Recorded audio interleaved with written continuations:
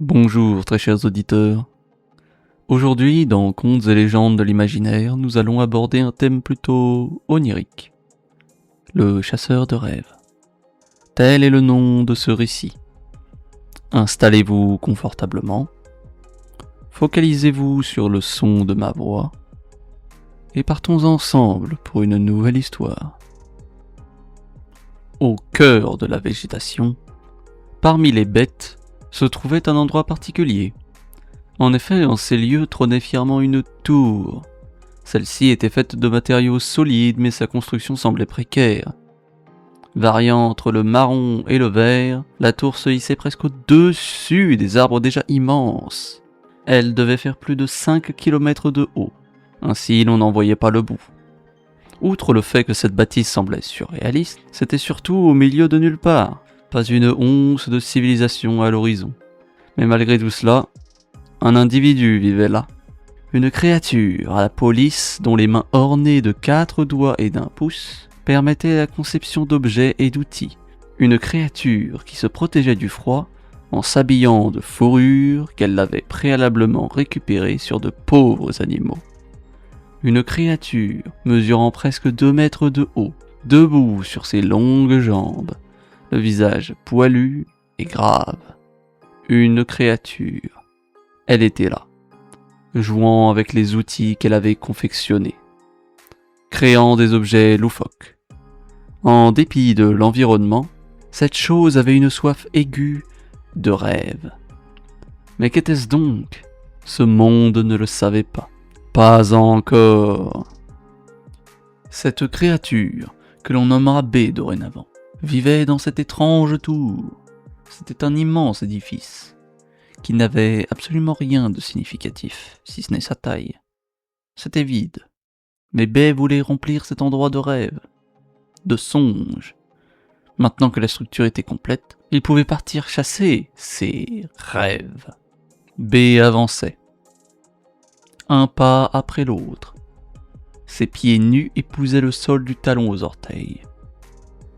Rebondissant à chaque fin de cycle, il parvint à se frayer un chemin à travers les plantes massives. La faune semblait le craindre, reculant instinctivement. Puis au détour d'un arbre naturellement gigantesque, des gens. Ils étaient habillés avec des peaux plus sophistiquées, un textile sublime et lisse. B se décida à leur rendre visite. Il s'écarta du grand tronc et se glissa dans le camp. Un vieil homme avec une grande moustache l'aperçut instantanément. « Oh, tiens, d'où est-ce que tu viens comme ça ? Tu es un habitant de cette jungle ?» Le vieil homme se baissa pour tendre la main. B déposa ses 5 doigts dans ceux de l'étranger. Une similitude, une compréhension. Il tenta de reproduire des sons. Une voix. « Oh !» Ouh, comme tu, jungle. Ha ha ha. Oui, je suis aussi dans cette jungle comme toi. Comme moi. B avait acquis bien des connaissances, mais plus encore. Il rencontra un père. Viens, je vais te présenter aux autres. On a même de la nourriture, répondit le vieil homme, en faisant signe de manger à la créature. Le duo se dirigea alors vers le cœur du campement. « Bonjour tout le monde, bien dormi ? J'ai trouvé ça en passant près des gros arbres. Il semble vivre ici. » Le groupe se figea en fixant le spécimen. Puis un homme barbu prit la parole. « Ah bordel, Letton, tu nous compliques la vie. Bon, Greta, sers un petit déj au bougre. » Greta, une dame d'âge moyen, déposa une substance juteuse dans un bol et tendit la mixture à B.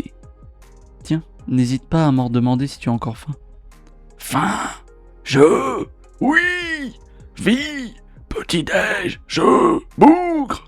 « Oh, il apprend vraiment vite, effectivement !»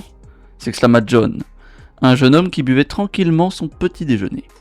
« C'est délicieux, Greta. Un rose ne te mérite pas. » Arrose grogna dans sa barbe en avalant le contenu de son bol. « Bon, sinon, on fait quoi maintenant ? On va pas se risquer à traverser ces bois sans préparation. Bordel, ils font quelle taille, on n'en voit pas le bout. On va rester à l'orée de la jungle. Étudions chaque recoin. Il doit bien y avoir un indice concernant le Tahal. Tahal? Oui, c'est la raison de notre venue ici. Je ne vais pas rentrer dans les détails, mais c'est une véritable légende. Le groupe se leva. Chacun reprit ses occupations excepté Letton, qui continuait à apprendre son dialecte à la créature. B vivait pour la première fois des sentiments aussi profonds. Il appréciait ses instants. Il éprouvait du bonheur. Était-ce là une portion de ce qu'il allait ressentir en remplissant sa tour de rêve? Rêve? Oh, tu as formé un mot par toi-même.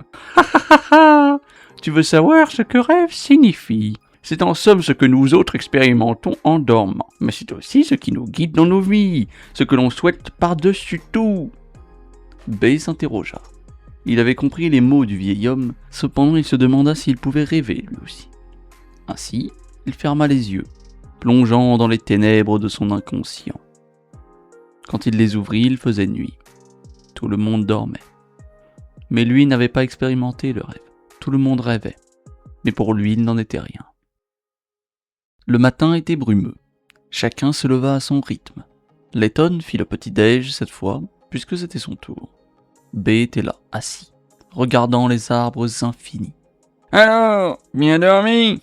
On peut dire ça comme ça, et vous? Letton tomba à la renverse.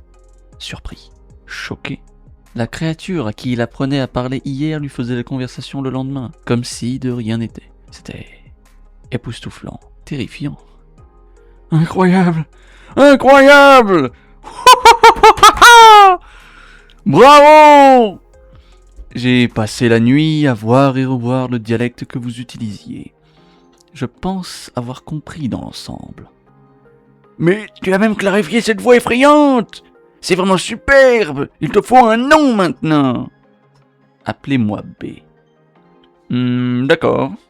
Bienvenue dans l'équipe, B. Oh bordel Letton, c'est quoi ce raffut? Arous sortait de sa tente en se grattant la tête douloureusement. On discutait tranquillement. Bien dormi, Arous? Wow!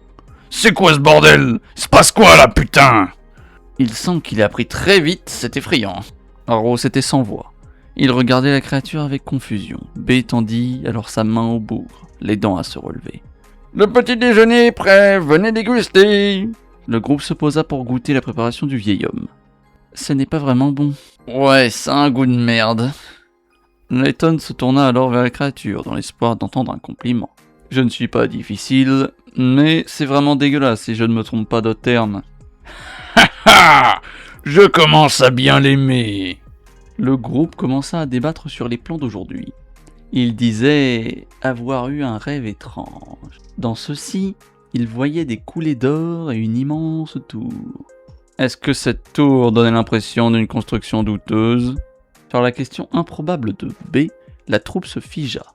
Puis Arous prit la parole. Ouais, cette tour n'avait rien d'une structure de génie, c'était brut et bancal, mais ça tenait debout. Cette tour, elle existe. C'est moi qui l'ai construite. Tout le monde sursauta, surpris par la révélation. Quoi? Dirent-ils tous à l'unisson. Et tu sais où elle est?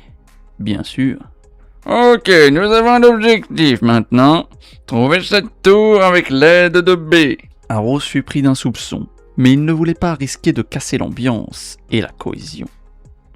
Après un peu de préparation, ils étaient là, devant les grands arbres, prêts à s'y aventurer. J'espère que tu sais vraiment où tu nous emmènes, s'exclama John, terrifié. Puis d'un pas décidé, B entama la marche. La forêt profonde avait un aspect mystique. C'était silencieux et jonché de racines immenses. Les arbres gigantesques n'y étaient pas pour rien. Leur feuillage impossible à discerner tant il était haut. Peut-être que la majorité de la vie dans cet endroit s'était reculée dans les hauteurs. C'était ce que se disait Letton. Mais en réalité, elle fuyait simplement une créature des plus problématiques. Un monstre sans foi ni loi, sans une once de logique ou d'instinct. Un électron libre qui défiait les principes de cet environnement paisible. Mais ça, le groupe ne le savait pas. Pas encore. Alors que la lueur du soleil s'amenuisait, les pas de nos chercheurs se faisaient entendre dans le bois. C'est encore loin?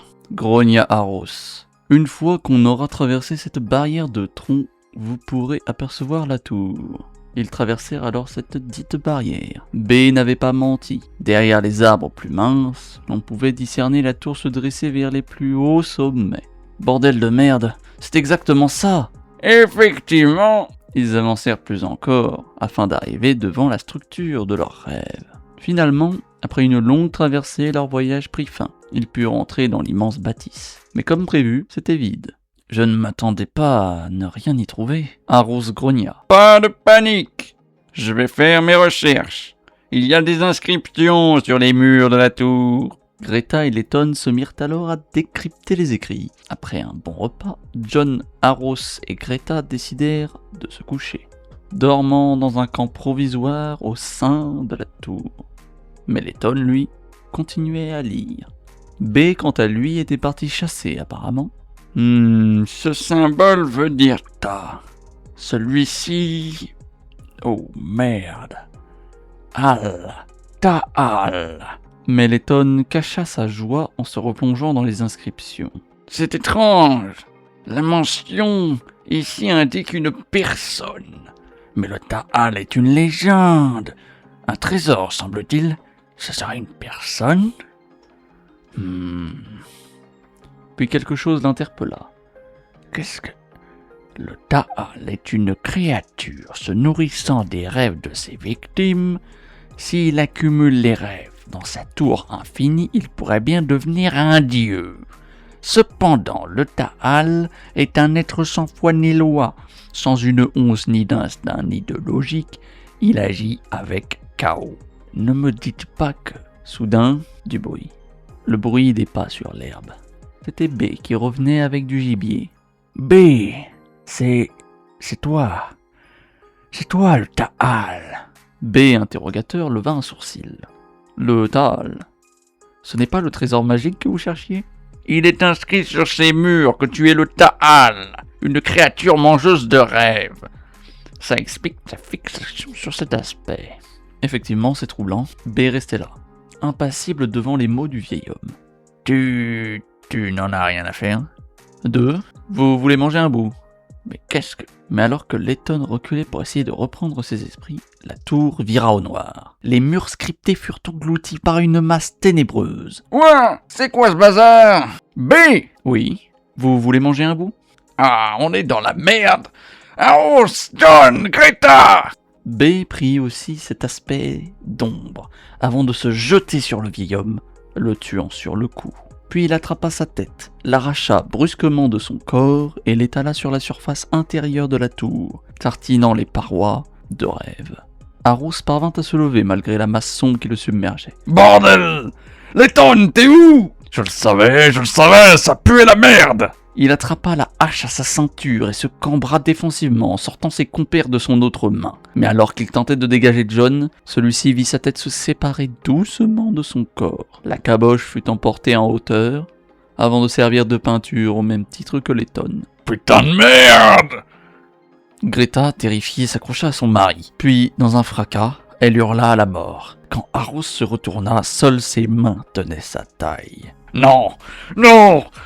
Non! Pris d'une immense furie, il se rua sur la brume noire et trancha dans toutes les directions, avant de se prendre les pieds dans le cadavre du vieil homme et de s'ouvrir le crâne sur les parois scriptées, laissant ses rêves remplir la tour. Le Ta'al était un chasseur avec une soif de rêve immense. Ainsi, il perdait la mémoire pour expérimenter plus de choses, comme s'il rêvait. Un être né du chaos, semant le chaos, admirant le chaos. Le chasseur de rêves.